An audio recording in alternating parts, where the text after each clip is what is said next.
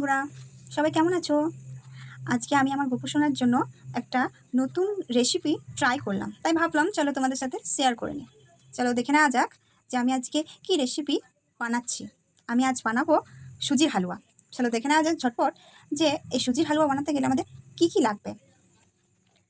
প্রথমেই লাগবে 200 গ্রাম প্যাকেটের একটা সুজি, 3 কাপ পরিমাণ দুধ, একটা ছোট বোতলের ঘি, কিছু ড্রাই ফ্রুটস, তোমরা চাইলে কাজু কিশমিশও ব্যবহার করতে পারো, আর লাগবে হাফ বাটি পরিমাণ চিনি।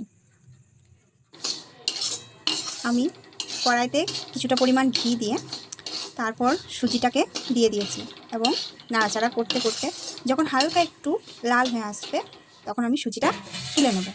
তারপর যে 3 কাপ যে দুধটা নিয়েছি সেখানে সুজিটাকে আমি কিছু টাইমের জন্য রেস্টে রেখে দিলাম, 30 মিনিট।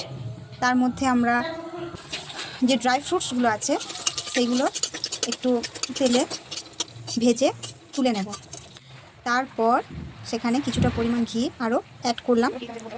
তারপর ওই যে হাফ বাটি চিনি রাখা আছে সেই চিনিটাকে আমি অ্যাড করে দিলাম। দেওয়ার পর আমি নাড়াচাড়া করতে লাগলাম। এরপর যতক্ষণ না চিনিটা গলে লাল হয়ে আসছে ততক্ষণ পর্যন্ত আমি নাড়াচাড়া করব।